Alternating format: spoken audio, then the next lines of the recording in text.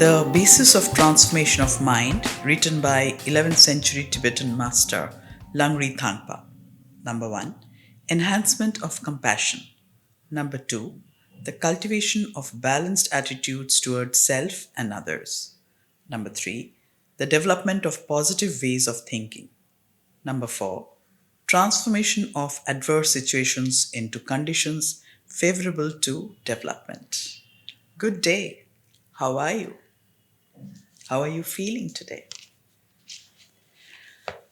Today I want to discuss, the whole point of transforming our heart and mind is to feel happy. Every human being has an inner need of feeling happy. And the the whole happiness comes in from experiences. Experience can happen two different ways. One is physical, which is the physical pain, the experiences which we go through, and the other is mental experience, what is going inside my mind.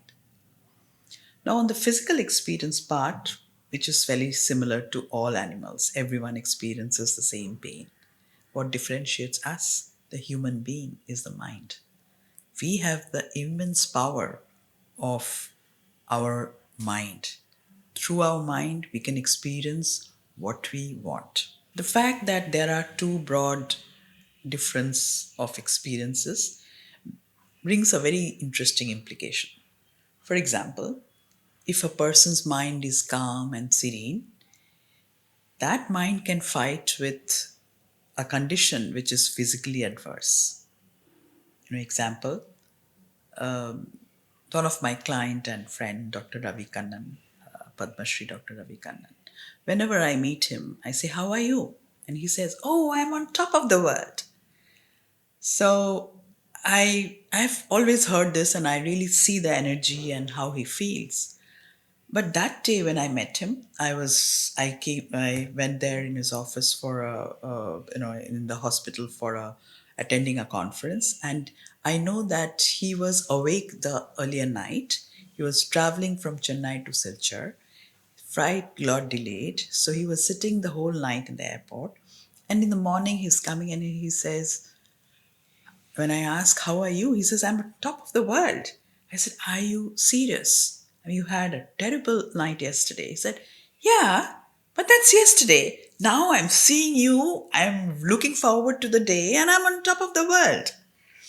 So, I was really amazed to see his energy and the level of thing which he showed there. The strengths of mind of these people gave me a lot of strength and understanding that so much you can do with your mind.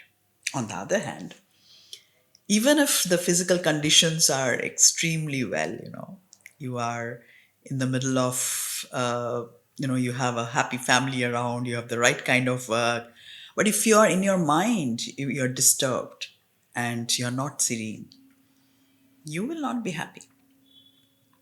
And another example, I was talking to someone the other day who said, you know, she stays in a very, very good locality, in a very good house. A lot of people really envy the way she's staying. I just said, "How are things? How are you?" She said, I'm doing terrible." "What happened?" "There's damp there in that house, in that corner, and I just hate it. And I constantly am looking at it and it's making me miserable. I'm really not feeling happy about it. I think I should die. It's time for me to die." I was like, "Oh my God." Seriously? Are you serious? So, but again, without judgment, I'm not judging, but this is happening. She's feeling the pain. She is feeling the pain of that damp corner. She's feeling that the picture is not straight, or someone has not served her in the right way. She wants to be served that cup of tea, and she's hurt. She feels she's not taken care. So, it's all how she wants to see, what she wants to see. So we have to, if we can train our mind if we can trick our brain, we can really go ahead. So, this example which I was reading from our ancient wisdom tradition, there's another behavioral research by Jeffrey Swartz. In his research and book called You Are Not Your Brain, he says that these signals or brain messages, brain which is constantly sending you messages, are deceptive brain messages. So he says, identify this deceptive brain message and then let's do something. And he suggests another 4 steps to take care of it. So this is if I identify that this is a deceptive brain message, I can make a certain change. Yeah. However, there is a connection between physical well-being and mental well-being. Example, physical illness affects the state of mind and vice versa. So how we can work on this, how we can make the change? We have to understand that our thoughts are affecting our emotions. Our emotions are affecting our behavior, and our behavior is affecting our action. So, my thought, the thinking which I'm having, if I recognize, the example is recognize the anger.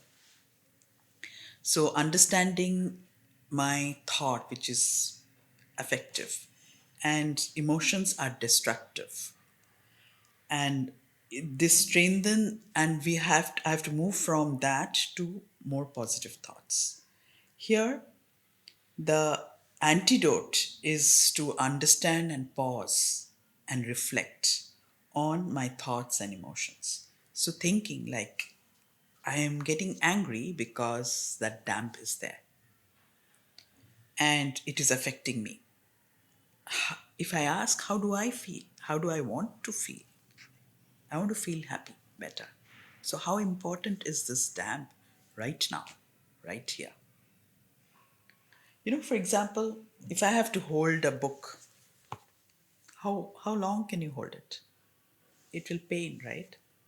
A distressing thought is like that, sitting in our head. If I can just keep it down for some time, what will that do? It will relax my muscle and I can take it later again. So, understand that thought, that damp is a pain. Is there anything I can do about it now? No. Let me keep it now and do something more productive. And I will come back when that is important. I will take the thought, I will see what can I do about it, and I'll keep it. So this way you can channelize. So what we are doing is you're reflecting, you're pausing. You're reflecting and thinking and then channelizing your energy. So this week, I would suggest if you can identify one deceptive brain message and find out what is that doing to you, relabel it to see and identify that this is my brain message, it's not me. Move to reframe to see how important is this message for your growth. Is this something which is asking you, not allowing you to move forward? You refocus, do something on top of it. While this message goes on, don't fight with it. When you fight, it will increase. Do something on top of it. And once you are moving away from it, then revalue and see how this thought and this process has helped you moving forward. So, this is something which I would want you to go through this week. This will help you to become much more stronger in your mind and uh, control over your mind. So, this book, which is Your Mind is Your Best Friend, I really love the title. By doing that exercise, by telling your brain, I'm not your brain, you will start becoming your mind's best friend. I'll talk about this more when we meet next in the next week. Till then, identify your deceptive brain message and move forward. Happy thinking, happy growing. See you next week.